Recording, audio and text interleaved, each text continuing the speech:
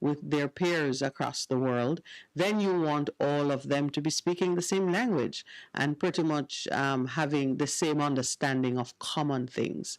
So we looked a little bit at what it is that this program assesses, what it measures. I remember that it measures financial literacy. So how adept or how aware are our young people of basic commercial transactions? Buying a house, yes, on the world stage, buying a house is a basic commercial transaction. Are you paying rent?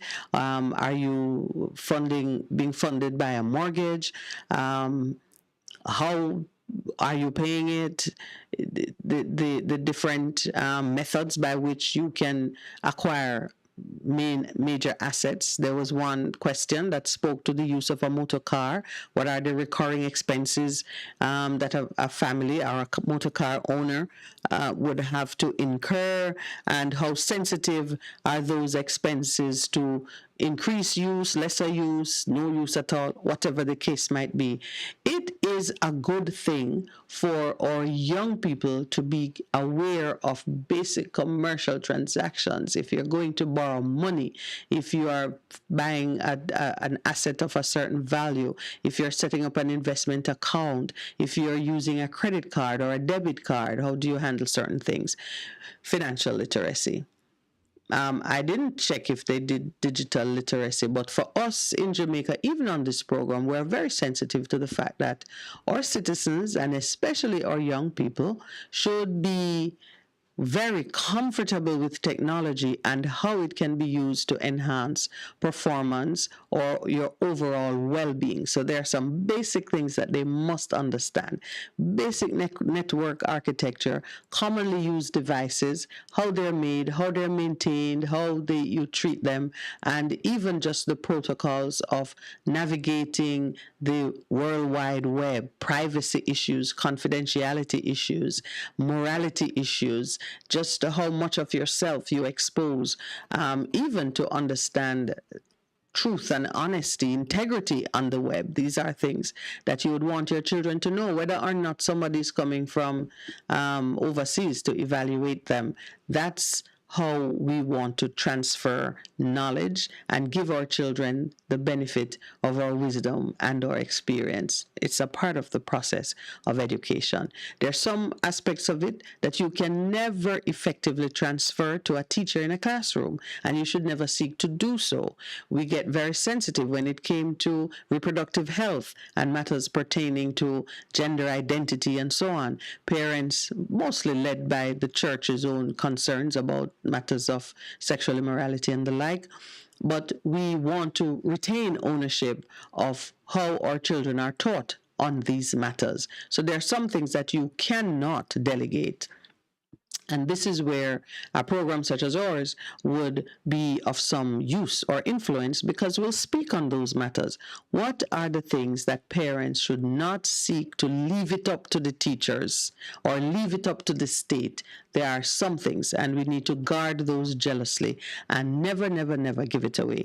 On Wednesday, I asked Pastor Percival, would you allow the neighbor to come into your house and evaluate your kids? I was saying to him that while some kind of international or outside assessment of our children might be necessary, because sometimes we're too close, so our assessment is too subjective, and we don't see things that need to be addressed because we're very sympathetic to how we got there.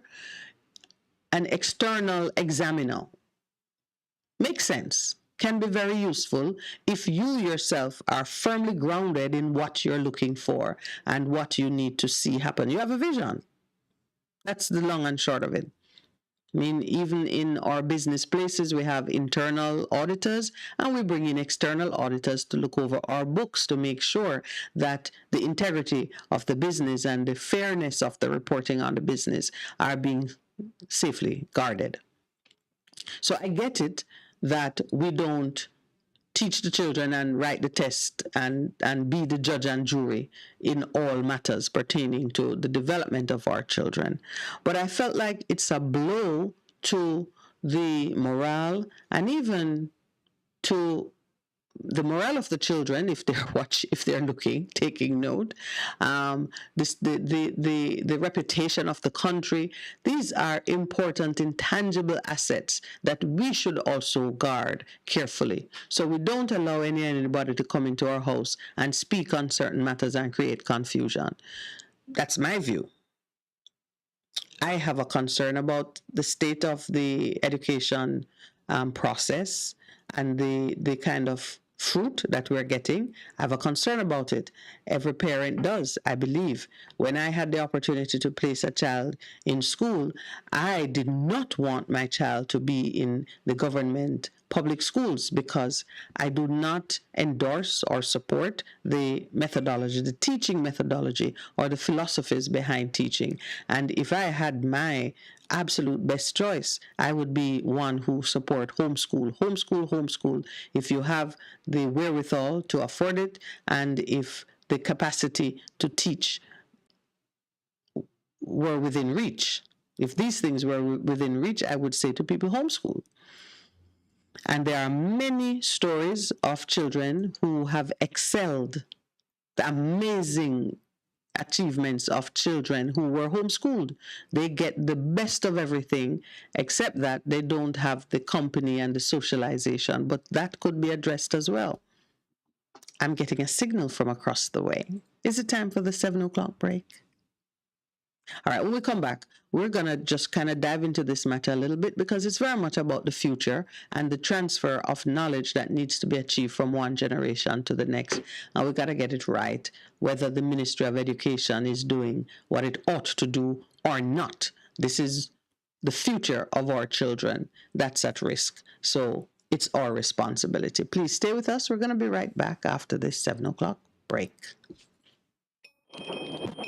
That's 100 FM, broadcasting live in all 14 parishes.